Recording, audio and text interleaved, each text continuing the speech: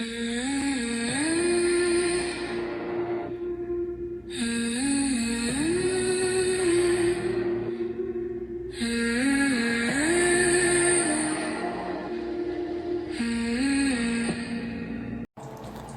to In the Dark, everyone, or welcome back. Good to have everybody here. Listen, I'm gonna have some things I want to talk to you about at the end of the video. I have some great stories today for you. There's 3 really good stories, encounter stories, and I get political at the end of the video, and I've got some opinions and views about some things I want to share with you. But for the people that don't enjoy, they're just here for the stories, I'm going to save that to the end of the video, whereas typically I do it in the beginning. But I'm going to go right into the stories, and then I'll talk to you in a bit after these encounter stories. So stick around, you know, catch what I got to say to you. Catch me if you can, that type of thing. So here we go, guys. This one is about a reflection. She hadn't thought about the mirror thing in years. Not since she was a kid. Back then, Angie used to sit up in the bathroom on the counter, legs swinging, just staring at herself in the mirror longer than anyone should. Not fixing her hair, not making faces, just looking. At first it was harmless. Curiosity. Kids do that, trying to figure out what their own face actually looks like. But if she stared long enough, something strange would start to happen. It wasn't like her face physically changed, but her brain stopped recognizing it in the same way. Her features would feel off. Her eyes looked a little too far apart. Her mouth didn't quite match the way it should. Shadows shifted in ways that didn't make sense, and after a while it felt like she was looking at someone else wearing her face. It used to scare her, but for some reason she kept doing it anyway. Almost like she was testing it, seeing how far it would go, until one day she mentioned it to her older cousin Mark. He didn't laugh, didn't brush it off. He just paused for a second, like he was deciding how seriously to take it, and then he said, "You shouldn't do that." She frowned. "Why?" He hesitated, then said, "Because that's actually a thing. People call it looking too deep into the mirror. Some say it's like a ritual, even a kind of witchcraft." She gave a small, unsure laugh, but he didn't. "If you stare long enough," he added, a little quieter, "you can open yourself up to things, and sometimes something can look back at you." That stayed with her. Not in a way she thought about every day, but enough that she didn't feel like pushing it anymore. So over time, she stopped. Not all at once. She just stopped lingering, stopped staring, and eventually, like most strange childhood habits, it faded out of her life completely. Years passed. She grew up, moved out, got her own place. Life became normal in the way it usually does. Work, routines, late nights, early mornings. Mirrors became just another part of getting ready. Nothing more than a quick glance before heading out the door. That old memory stayed somewhere in the background, buried under everything else. Then one night, something small happened. I'm not sure if I would say it was small, but nothing dramatic. She was in her bathroom, brushing her teeth, half distracted, already thinking about going to bed. She leaned forward to spit, and something felt off. She paused, still holding on to the sink, and looked up at herself. What was that? She couldn't fully explain it. It wasn't something she clearly saw. It was more like her brain caught a delay, like something hadn't lined up quite right for just a split second. She straightened and watched herself more carefully, moving her head slightly, raising her hand, lowering it again. Everything matched perfectly. She let out a quiet breath and shook her head. "Okay, you're just tired." And honestly, that should have been the end of it. But over the next few days, the feeling didn't go away. It wasn't constant. That's what made it worse. It only happened occasionally. At least that she knew of or caught. Small, quick moments where something didn't quite match. A hesitation when she moved. A slight delay that only showed up when she wasn't looking directly at it. Every time she focused on the mirror, everything was fine. Completely normal. She told herself it was stress, lack of sleep, lighting, anything that made sense, but it stayed with her. That quiet, unsettled feeling that something wasn't lining up the way it should. She didn't sleep much that night. She kept turning it over in her head, trying to make sense of it, trying to find some explanation that didn't sound ridiculous. At some point, she must have drifted off. But not for long. Her eyes opened suddenly, like something had pulled her out of sleep. And just like that, the memory came back, clear, sitting on the bathroom counter as a kid, staring into the mirror, watching her face stop feeling like her own, and then her cousin's voice. If you stare long enough, something can look back. A chill ran through her. She turned onto her side, pulling the blanket up slightly. "Don't do that," she muttered quietly. The next day, she tried to ignore it, tried to convince herself it was just her mind connecting things that didn't actually relate, but it stuck with her. And by the afternoon, she gave in and called her cousin. "You're gonna think I'm crazy," she said, pacing a little as she talked. "Do you remember that thing you told me when we were kids about staring into mirrors too long?" There was a pause. "Yeah?" he said. "Why?" She explained it, everything, the delay, the video, the way it didn't match. When she finished, he didn't laugh. He didn't brush it off. He said, "Don't get curious and stare into it. Set up a camera, use your phone if you can, and video yourself the next time you are at the mirror. Record yourself. That'll tell you real quick if it's in your head or not." That made sense. Simple, practical proof. So that night she tried it. She set her phone on the counter behind her, angled so it could see both her and the mirror, and hit record. She didn't do anything special, just went through her normal routine. She brushed her teeth, rinsed, wiped her mouth, turned off the light. Nothing felt strange. If anything, that made her feel a little better. Later, sitting on her couch, she almost didn't even check the video. She already had a feeling it was going to be nothing. Still, she opened it and pressed play. At first, everything looked exactly like it should. She watched herself move through the routine, completely normal, completely in sync, and then she leaned forward to spit, and her stomach dropped. Because on the screen, her reflection didn't move. It stayed upright, still, watching her, for just under a second. Then it bent forward and matched her again like nothing had happened. She froze, staring at the screen, trying to process what she just saw. No, that's not. She dragged the video back and played it again. Same thing, exactly the same. But this time she noticed something worse. When her reflection stayed upright, it wasn't just frozen, it was looking at her. Not at the sink, not at itself. It was looking at her, like it was watching her move in real time. She sent her cousin the video. He responded almost immediately. "What the hell is that?" She stared at the message, her stomach dropping because it meant he confirmed what she was seeing. She wasn't imagining this and couldn't justify it. "Tell me that's a glitch," she typed back. There was a pause, and then, "Don't mess with that. Don't stare into it, just leave it alone. Leave it completely alone and don't give it any power over you by acknowledging it anymore. If anything changes, meaning gets worse, immediately call a priest or preacher or someone in for help." That's all the advice he could give her. She still uses mirrors to this day. She has to. Who doesn't? But now every time she does, there's a part of her that's paying attention without trying to, because she can't shake the feeling that this might not be new, that maybe it's been happening longer than she realized, that maybe she only just started noticing. And sometimes, without meaning to, she wonders if it's still watching her back. That is freaky. Okay, I don't care what anybody says, that is freaky.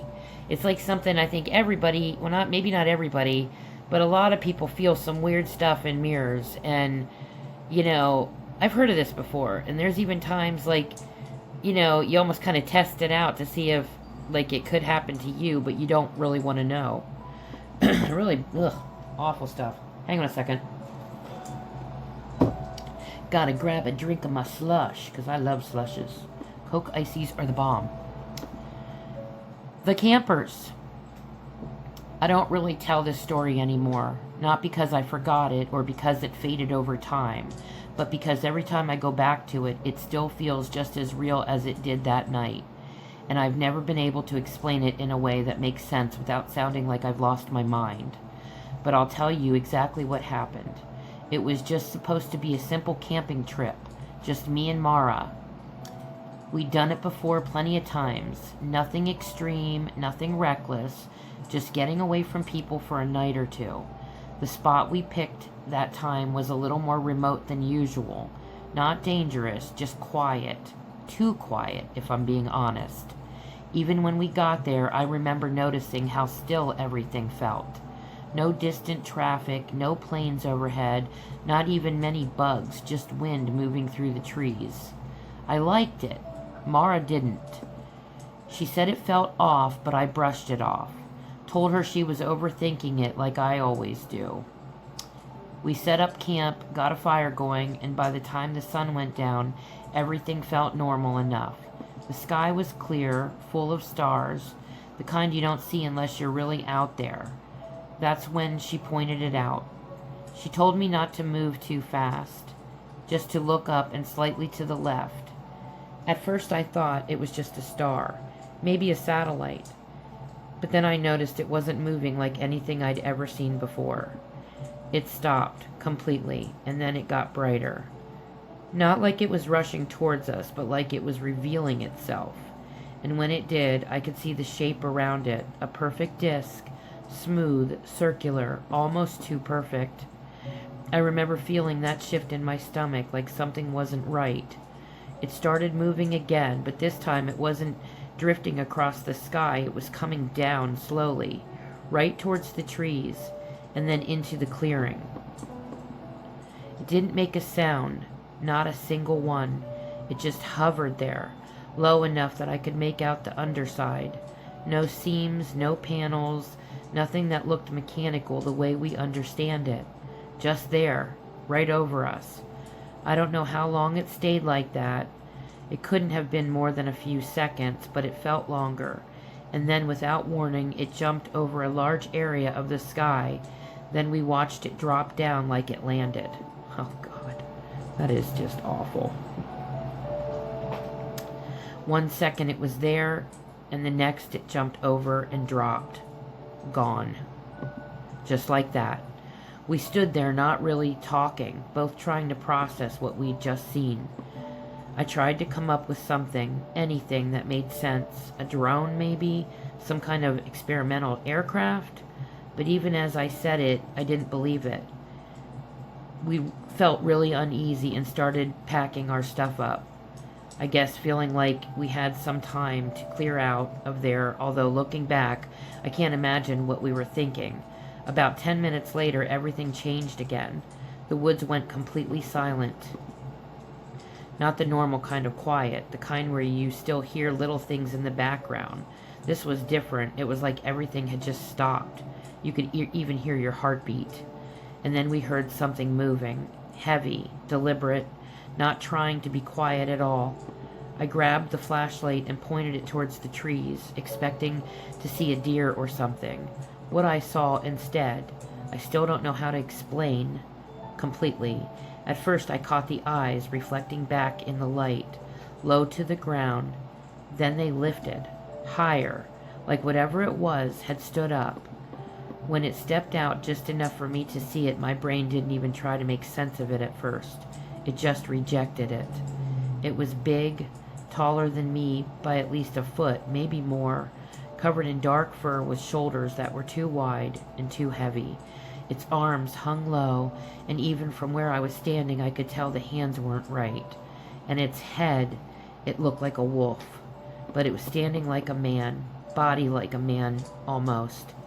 And it was looking straight at us. Not curious, not confused.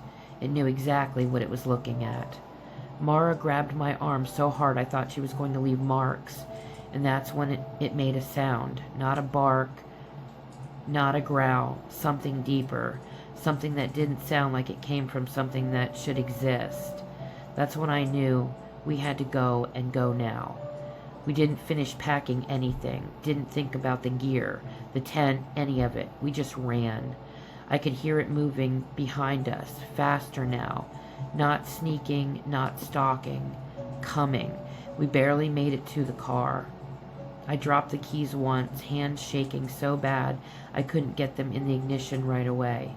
When the headlights finally came on, it was standing at the edge of the clearing, fully in view, and for a second it just stood there watching us. Then it leaned forward slightly, and I swear to you, it smiled. I don't care if that doesn't make sense, that's what it looked like. I didn't wait to see anything else. I hit the gas and got us out of there as fast as I could. We didn't stop until we hit the main road. We decided to go back the next day. I didn't want to, neither did she. But we left everything there, and daylight makes you feel braver than you actually are. When we got back, everything looked normal. Too normal. Nothing was torn up. Nothing was disturbed. Our tent was still standing. Chairs were where we left them.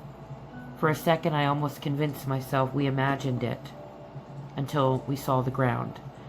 There were footprints, not ours, big and deep, pressed into the dirt like whatever made them had real weight behind it.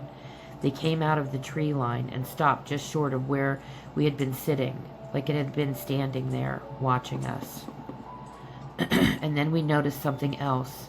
Marks in the ground. Excuse me.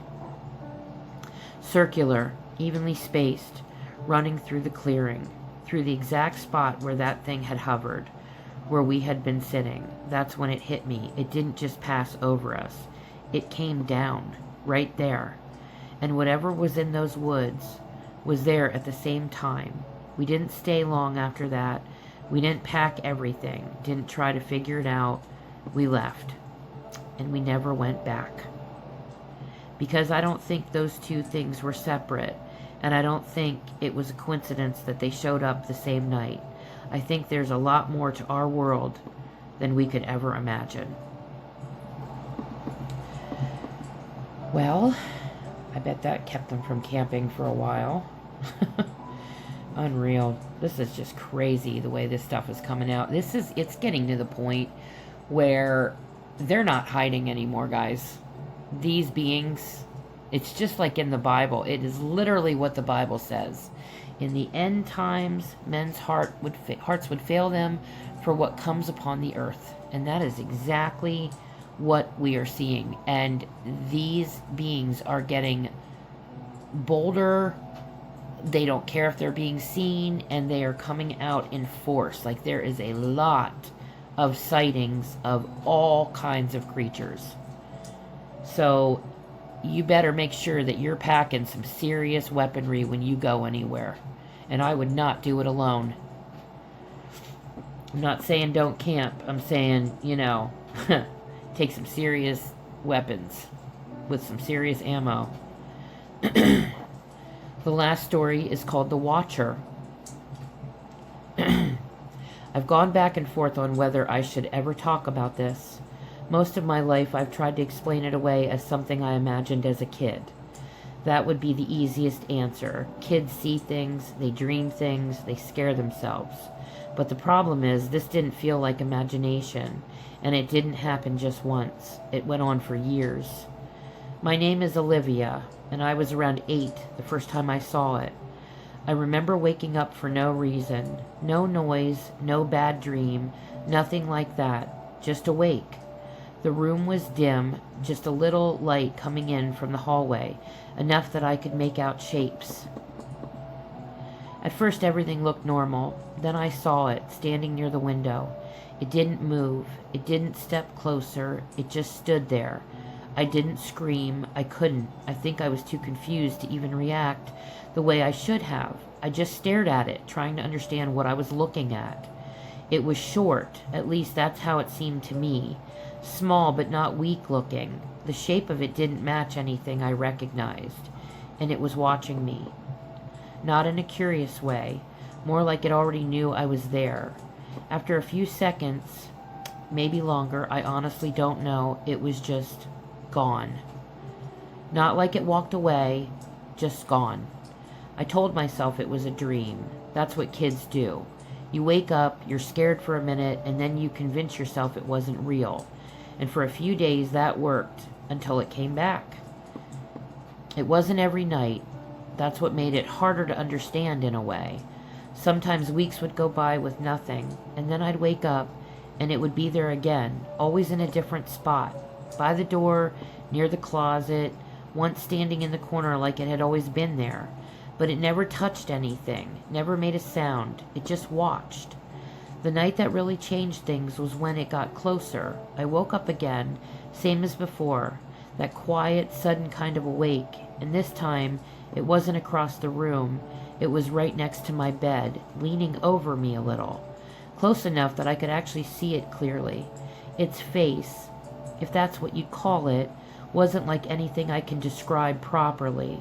Not scary in the way you'd expect, not like something trying to hurt me, just focused, like I was the strange one, like it was trying to understand me. And for a second, I felt something. I still don't know how to explain. Not fear, not exactly. More like recognition. That's what snapped me out of it. I pulled back, and the second I reacted, it disappeared. Just like that. After that, I started noticing something else. On the nights when it showed up, nothing else felt wrong. No weird noises in the house. No shadows that didn't belong. No feeling like something was being behind me or watching me from somewhere else. We lived in a really large old Victorian house that quite frankly was pretty scary most of the time. I always had a sense something was around me that didn't feel like this. When this entity was present, everything else felt still, quiet, safe. But on the nights when it didn't come, that's when things felt off. I can't explain it any better than that. The house would feel heavier somehow, like there was something there I couldn't see.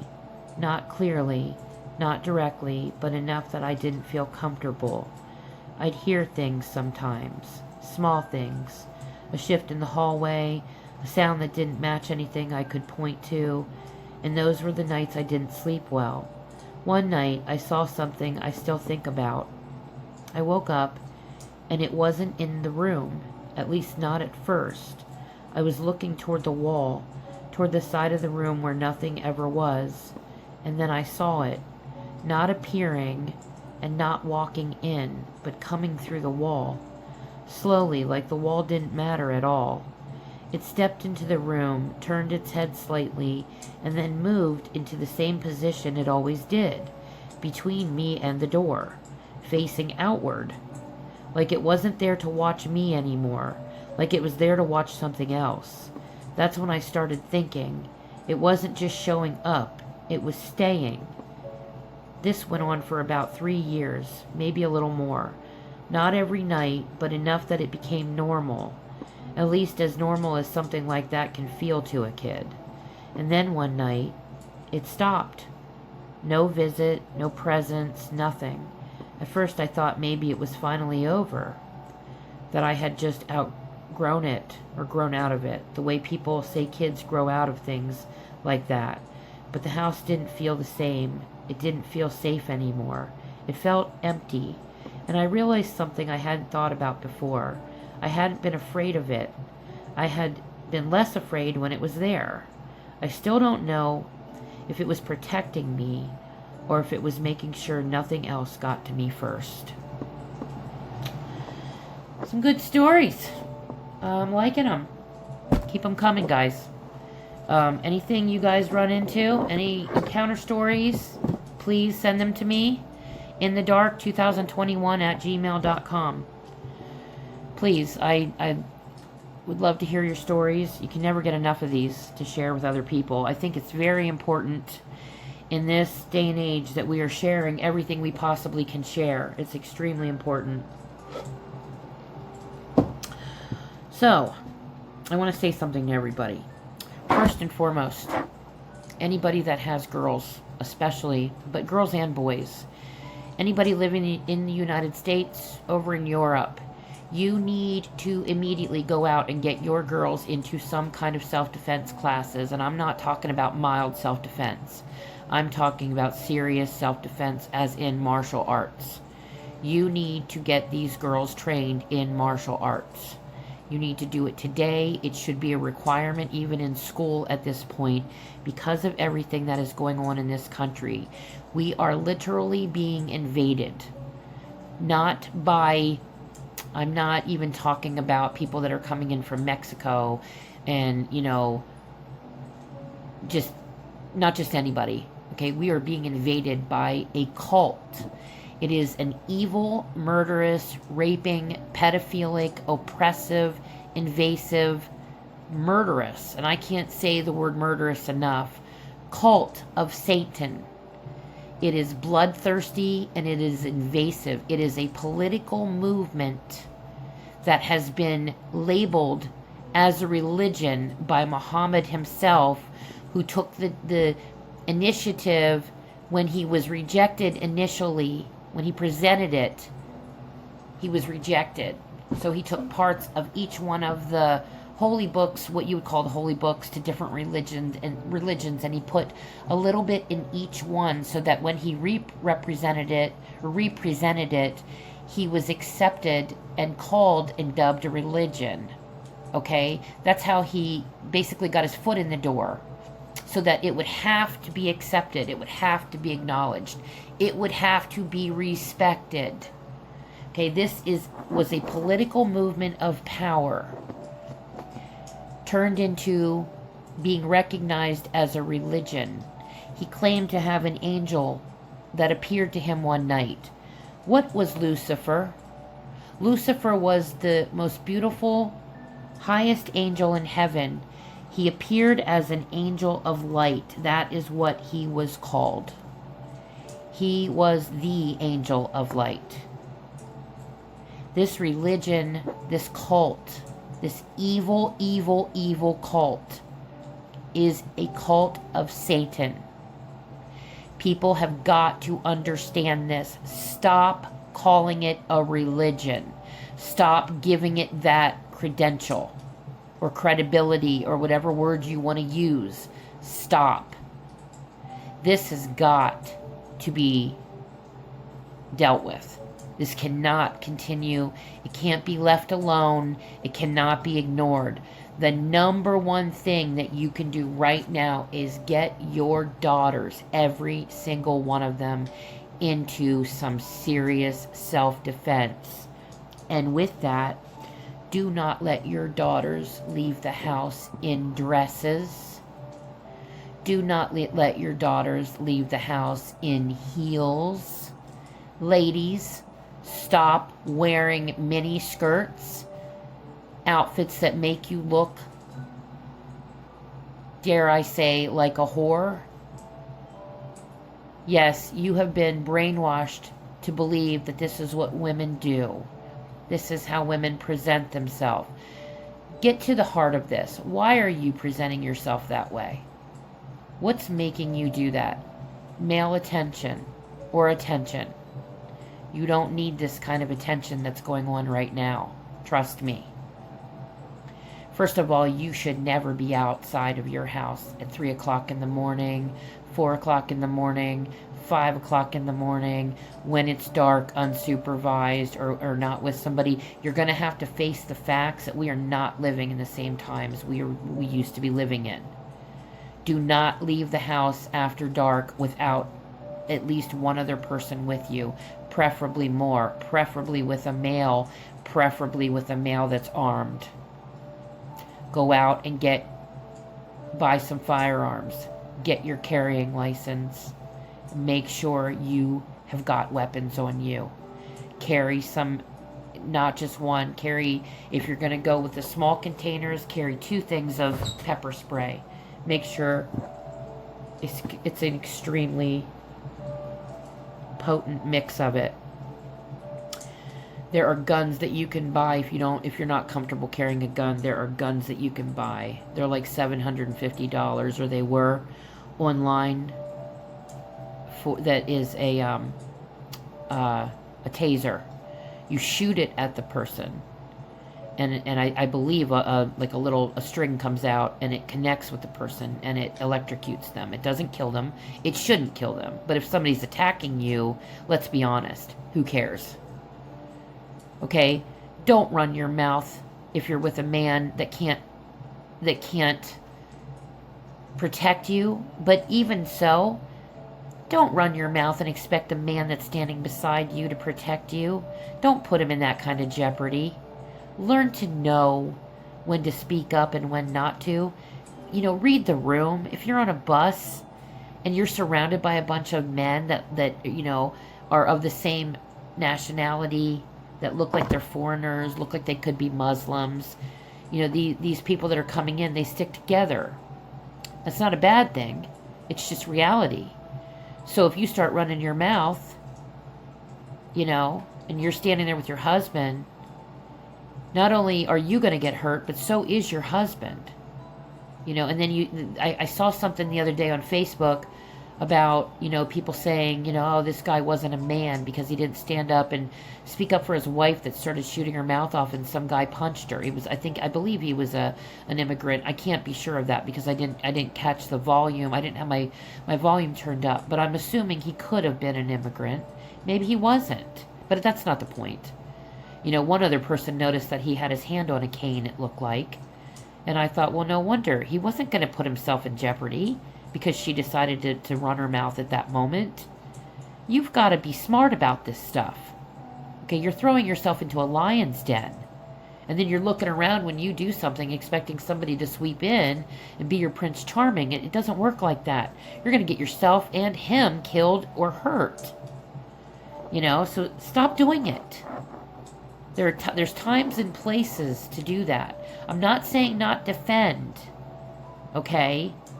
But if you're smart, you'll keep yourself quiet and move away from the situation. You keep distance between yourself. You don't stand close to somebody like that. These people carry, these men that are coming in here, these men that are Muslims, they are trained in swordsmanship.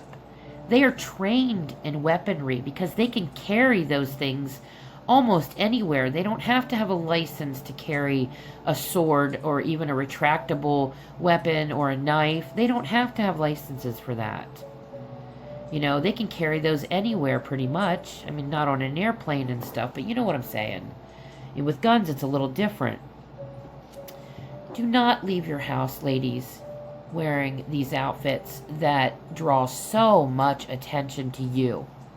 Walking around at 2 o'clock in the morning intoxicated by yourself or with another girlfriend that's dressed similar to you? There's a gang of guys? These guys, there's a guy that came on and said he got arrested. There were 3 men that got arrested for gang raping a girl they saw on the beach at 4 or 5 o'clock in the morning. Probably still dark out. She's probably on the beach jogging or, walking around or doing whatever she's doing because she still thinks that, our society is still normal like it used to be somewhat. Although there's always been serial killers. It's always a risk, no matter what. So she's out there at this time of night or day, morning. These guys approach her. You know what he says? He says to her, when he gets arrested, he says, he's confronted about the fact that he raped her. He said, well, it's just sex to me.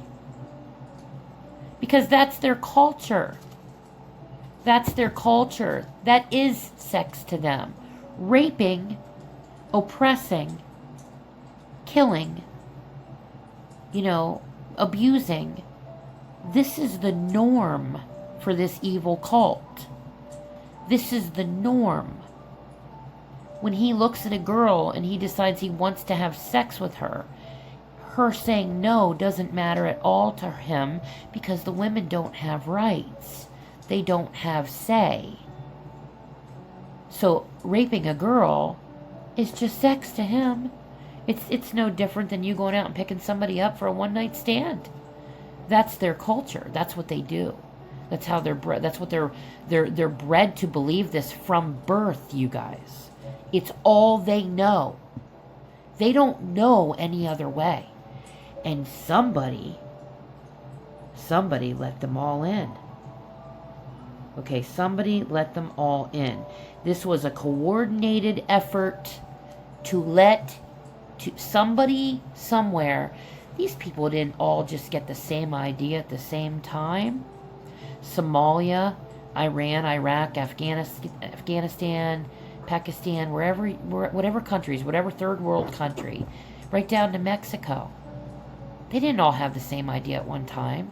This was a coordinated effort by somebody. And let me tell you who the somebody was. Our government. Another thing I watched. Okay. They said that, they were talking about the governments. That, the governments are the, what's the word I'm looking for? The benevolent beings. I'm sorry, they didn't say that, I did. That they were talking about the government. And they said that, that the government answers to benevolent beings. Guys, the government is the government. Governments are the benevolent beings. These aren't human beings that let these people in here. These aren't human beings that had this coordinated effort to do all this stuff. These are reptilians. These are what you call the aliens. And let's break it down. These are the demons. These are Lucifer's crew. This is Lucifer's crew. This is the devil. It's Satan. This is the end times prophecy. It's the end time stuff that's going on. That's what this is. You have to understand that. When they talked about in Revelations, the end times, the beheadings, Christians dying, for being Christians. What's going on right now, guys? It's right in front of your faces. I was just reading that Barack Obama, and I believe it was Joe Biden, it might have been Bush too, they have the warehouses of guillotines stored. Barack Obama's still behind the scenes. He's actively involved with things behind the scenes right now. Barack Hussein Obama. That's his name. And the fact that New York, Mandami is the mayor of New York after 9/11 happened. Mandami is the mayor of New York. Is this man even a legal citizen? Does anybody know? Because I don't know that. That man is absolutely immature. He is a Muslim, and he's absolutely bonkers. And his wife, you should look up his wife once. Our country has been and is systematically being invaded by the end times crew of Satan. That is what's going on right now. You are watching it unfold right before your eyes. It's the Nation of Islam that will be the end times crew that brings in revelation. It is the cult of Satan. And you guys better get out there and start voting, especially you New Yorkers, and especially everybody, because what's happening is they have, and they are invading our country. Then they're getting into offices. And what they're doing is the people that are voting them into offices aren't necessarily the United States citizens now, are they? They are the others out of the Nation of Islam that are voting them in, one politician at a time. And that's what's happening. New Yorkers, I hear a lot of people say, well, New York, you voted for this. New York, you voted for this. No, I don't believe that. I don't believe New York voted for this. I believe the Muslims that invaded New York, and there's a lot of them, are what voted for this. And I believe that there were not enough American citizens that were voting. That's what I believe. And I think with all the liberal stuff, you know, these, what they call, like, a lot of what's going on are the middle-aged women, mothers, you know, they're going to have a real wake-up call here, whether they like it or not. You should talk to some of the women, look online at some of the people that have left the United States to go join Islam or be the wives of these men. Talk to some of the people that have left the country to go over to the Netherlands and such, that are in the basically concentration camps over there, is what they really, I mean, really, that's kind of what it is, you know. But they're in these camps. You need to really look into some of this stuff. This grocery store that Mandami is proposing, that is absolutely unreal. They already had one similar to this, where it was a reduced grocery store, and they said when you walk in, the shelves are completely empty, and it smells terrible when you walk into the store. They can't even keep up with it because all of the low-income people that come in there and they just rape the store immediately. So this whole thing, you know, Mandami wanting to spend, what was it, $3 million on a new store that's supposed to, you know, appeal to the lower income people or people that want to save money on groceries, and yet you already have one that failed. It's failing. And instead of going in and buying an already operating store, maybe rescuing that one, well, let's build one for $3 million, and hey, while we're at it, let's tax everybody more and not live up to all the promises that I made, and, you know, the free busing I promised, well, that's not happening, and let's run around pointing out where everybody lives. Let's actually work their butts off to make some money and make a living for themselves, you know, and punish everybody because, you know, we don't have as much as they do. I agree that the people that are wealthy, that are millionaires, should definitely be paying, you know, their fair share in taxes and not get the tax breaks that they get. I definitely agree with that, but I don't agree with, you know, the way he's handling this, the stuff that he's doing is just, it's absolutely insane. It's absolutely insane. Absolutely insane. The death of these scientists, I mean, you guys look up some of these scientists that are, there's just a list of them. Just a list of them that have died. You know, that again, that David Wilcock, he's the one, the most recent one that has passed away.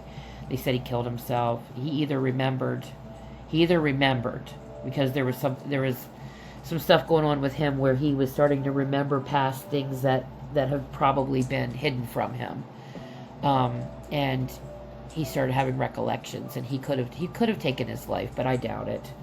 And then the whole list of other people that have, you know, either known too much or created the cure for cancer, or, you know, whatever is going on. I mean, these are the people, these are the demons, guys. We're up against demons. We are not up against human beings. These are not human beings that we are fighting against. The most important thing you can do right now, the most important thing you can do. They talk about how the movies tell us what they're going to do. They tell us through these ways. They tell us through songs, through movies, and it's almost like a joke for them, because they tell us without telling us. You know, they let us know, but we take it as theater, or we take it as entertainment. But it's actually them letting us know, because in the spirit realm, there's like laws that they have to follow, and they have to basically get our permission or inform us of what they're going to do. Okay, so this is how the laws are. And so they do that through our media. And we don't say no. Okay, we don't say no. So every night before you go to bed, every day when you wake up, I want you people to start forming groups. I want you to get as many people as you can together and get out into a field somewhere, along a forest somewhere, because of all these disappearances. I want you to start praying over these forests. I want you to start praying over this planet. I want you to start praying for our people every single day. I want you to say no, no more, no more. No more to this plan. No more to the reptilians. No more to the ETs. No more to the demons. No more to the draconians. No more to, whatever names you want to give them. The archons. The, whatever they are. Okay? I know there's different, different groups of them. But basically it all lands into the same category, really, doesn't it? Even like Bigfoot. We don't know. Some might be good. Some maybe none of them are good. We don't know that. Dogmen, they don't seem like they're good. I mean, there might be some that are good. I don't even know what you'd call good. But to me, they sure look demonic. I mean, what side are they on? Do they serve the Lord ever? Do any of them ever serve the Lord? We don't know that. But I will say that put your foot down. Start saying no. When you get up, no more. You will not take over our planet. You will not take over the people. You will not take over our country. You will not oppress us any longer. Your, devices and your wickedness and your evil plots and plans against every person in our country, on this planet, say no. No more. When you watch media, say in Jesus' name, don't ever let anything I watch, be a way for them to get a message into the world that allows them to think that it's okay to do this to us. You have to speak these words over this, people. Jesus told us that our weapon is our tongue. And he's right. We get up every day. We're supposed to put on the full armor of God. We're supposed to speak things into existence. We're supposed to speak, pray, say no. This is so important, you guys. But get groups together. Start praying. And again, once again, I have to say this. Girls, stop wearing sexy clothing. Stop wearing revealing clothing. The reason I am telling you this, and I'm telling you women because I doubt many girls are listening to my podcast. I'm telling you this for your daughters. I'm telling you men for your daughters. You have to sit them down. Don't just say, no, you're not doing this. No, you're not wearing it. You have to sit them down and explain to them that we are living in some dangerous, dark times. Okay? We really are. It's like the Harry Potter book, or the movies here. We are living in some dark times. And this is the end time stuff that's, either it's the birth pains or we're right smack in the end time stuff. Jesus could come back any day at this point. And I'm letting you guys know that, especially you women, get out of the mindset that you're supposed to wear dresses. Dresses were invented so that there's easy access. I believe that. Heels were invented so that when we're out, we're prey, baby. It's easy access. We can't run. We can't fight.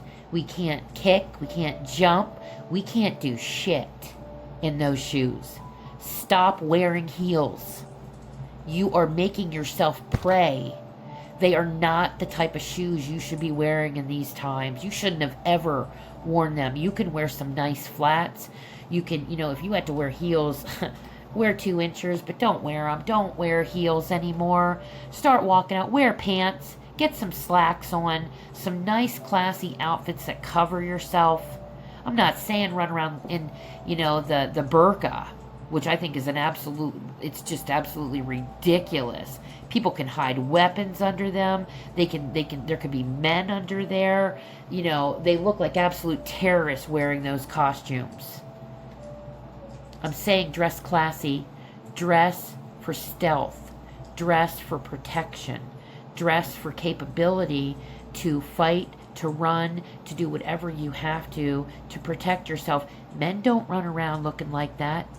They don't run around looking, in clothing that makes them incapable. They're always on guard. They've got themselves packed up with weapons. They've got themselves wearing some boots or some sneakers, slacks most of the time. Most men don't walk out of the house, leaving themselves open to be a victim or to be prey. Girls, you have got to get out of this mentality. Stop dressing like this. Go out and buy yourself some really beautiful clothes, but clothing that makes you makes it so you can run and you can defend yourself, and a lot harder to get access to you. Okay, wear belts and stuff like that. And for God's sakes, put weapons on yourself. Stop walking around without weapons. At least get some bear spray and a horn or something. You know, that, I mean, if you're going to have a purse, put some weapons inside of it. Or, you know, pack yourself up with, you know, a small can of mace, a small, or pepper spray, a small horn, a small knife. I mean, something, for God's sake. Stop, you know, walking out in public without something to protect yourself. And stop leaning on the man to do it. You know, these people are, I mean, they're running around in gangs. There isn't usually just one of them. There's many of them. That's also their culture. So I just had to say this. I want you to really, really think about this, really consider it. You might not like what I say, but I'm telling you guys, these are facts. This is reality, man. This is what we're dealing with. Like it or not, you can, you know, think what you want. You know, if you're here just for entertainment, that's great. But whether you believe it or not, you're going to believe it. Because you're going to see it. At some point, you're going to start seeing it, if you haven't already. And, you know, the proof is in the pudding, you know. So, that's all I had to say. I just, you know, I just wanted you to, I just wanted to not just vent, but really get a message out. Start praying. Start saying no more. Start saying no to these beings' evil devices against us. Pray for our country. Pray for Europe. Pray for the restoration of it by people that are, you know, that are lovers and believers in the Lord and in Jesus, that are here to actually bring love and peace and forgiveness, not plot wickedness against us. You know, and keep feeding that machine, you know, keep feeding reptilians and feeding the machine, and, you know, abducting children and feeding them to the reptilians. And, you know, you have to start praying against this stuff. It's extremely important, guys. Rebuke it, pray, join forces, get in, you know, into large groups of it, pray outside, joining hands, say no to it, say no. And for God's sakes, protect yourself.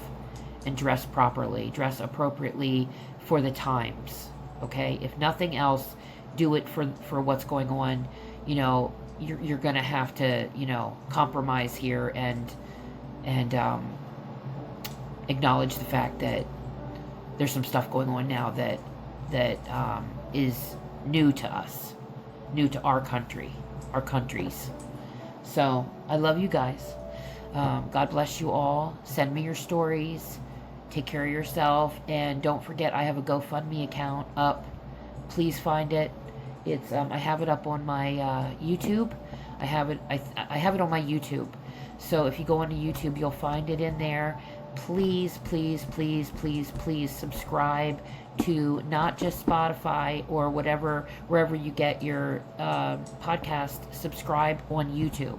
I am so close to hitting a mark here that I need to hit, and I need like 50 more subscribers. That's it. So please, you know, jump over to YouTube and find my channel on there, In the Dark, All Things Supernatural, Tracy Bush, and hit subscribe for me, please, you guys. I would really appreciate it. And I will be back soon. God bless you all, and take care of yourselves.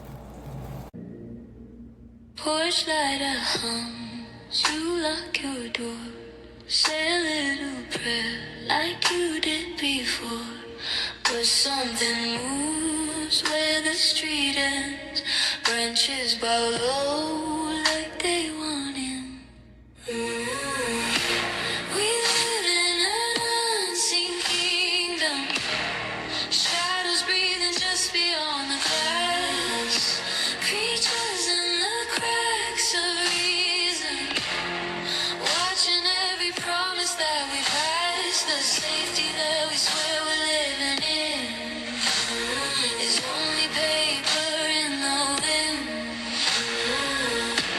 We